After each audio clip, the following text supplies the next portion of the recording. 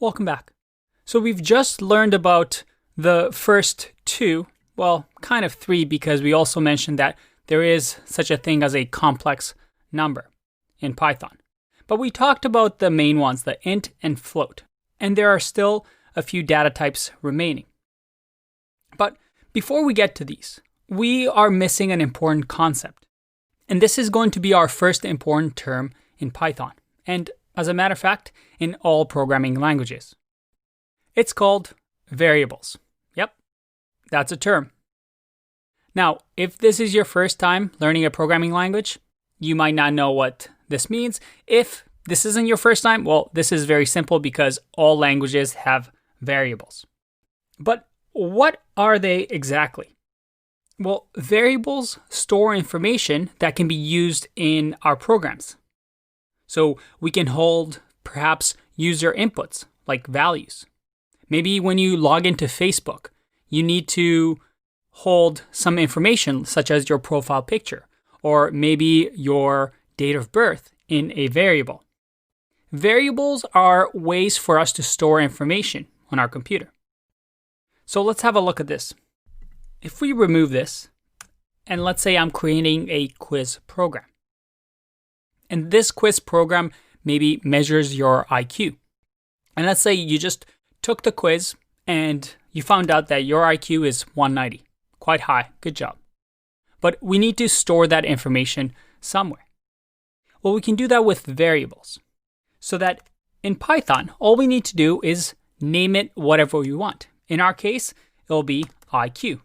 And we're going to say IQ equals 190.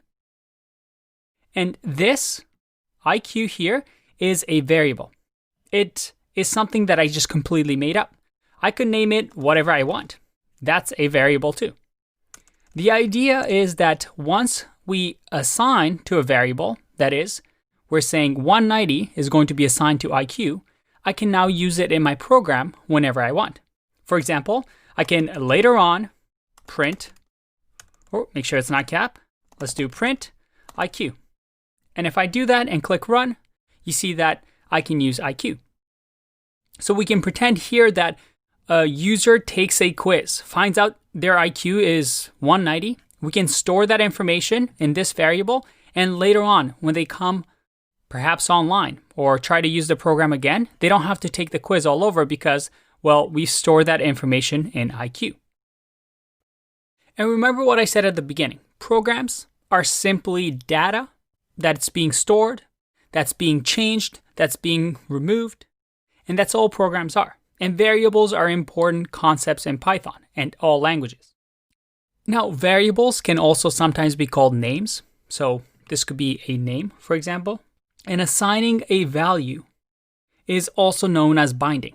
That is, we're binding the value 190 to this variable so that when we request this variable later on in our program, our computer knows how to look for this information. It's going to say, hey, I know what IQ is. I stored it somewhere in memory. And it's going to go look for that.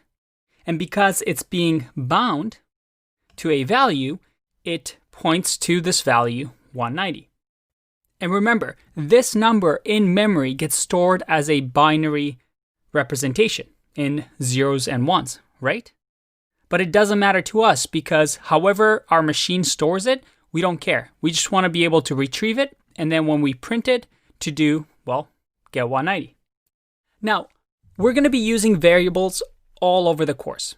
But on top of just naming variables however we want, there's some best practices around variables of how you should write good variables. And as a matter of fact, these are specific rules that the Python community as a whole has that you'll just have to remember. So let's have a look at this. Variables, and remember, this is the symbol for best practices, are what we call snake case. Snake case means it's all lowercase, and then spaces, well, they don't exist. We use underscores. Variables must start with a lowercase or an underscore. Variables can be anything with letters, numbers, and underscores. But remember, they have to start with lowercase and underscore. That means we can't start a variable with a number. They're also case sensitive.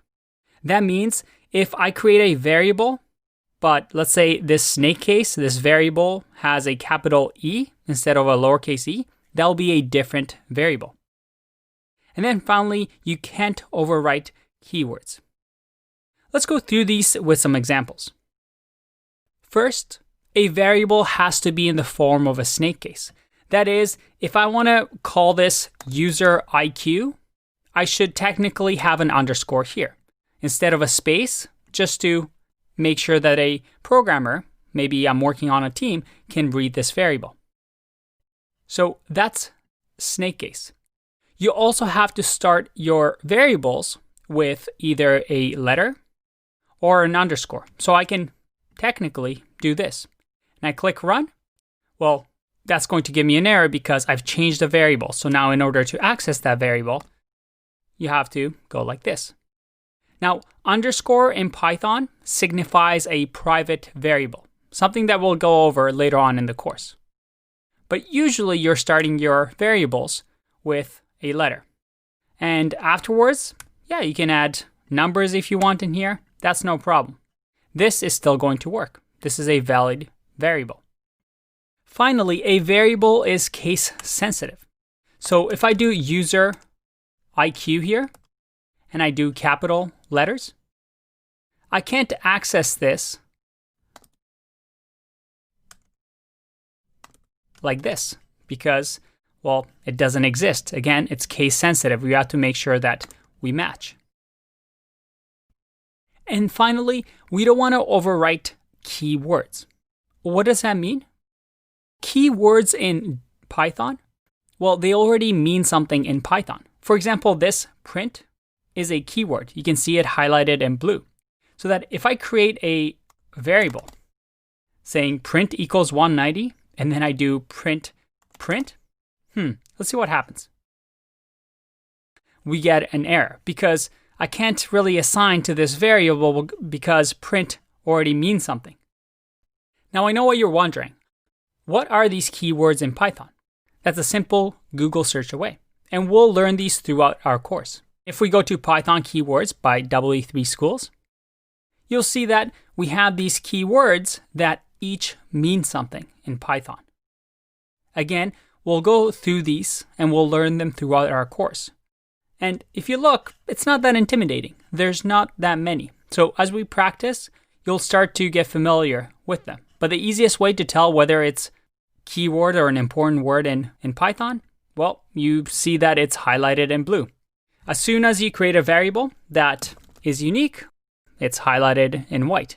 And this will be the case with whatever environment that you're typing code into, as long as it's set up for Python. Now, beyond the Python keywords, there are different things like, for example, the int for integer that we've learned. So these we're going to get familiar with. So a good rule of thumb for variables is to make them really descriptive. Really say what your intention is. And a good programmer is somebody that's able to name things really well with their variables. So if a new developer comes and looks at your code, it's easily understood. Finally, variables can also be reassigned. For example, let's say we have IQ here of 190, and then I decide to perhaps have another variable, call it user age. And for some reason, I want to assign user age to perhaps have IQ divided by 4. Is that going to work? It should, right? I'm saying user age is going to equal 47.5. I'm using IQ, which is 190, dividing it by 4, and then assigning it to user age. I can maybe assign this to another variable called user age or called A. And once again, I run this and it's printing the same thing. So you can use variables to store that information and use it whenever you want. You can use it in operations, you can use it to reassign it, whatever your program needs. Now, later on in the course, we're going to learn about classes, and classes actually have a different convention than this, but we'll get to that later on. For now, though, I want to mention two small gotchas with variables that you should be careful with. For example, there's an idea of constants, and constants are those things that never change in a program.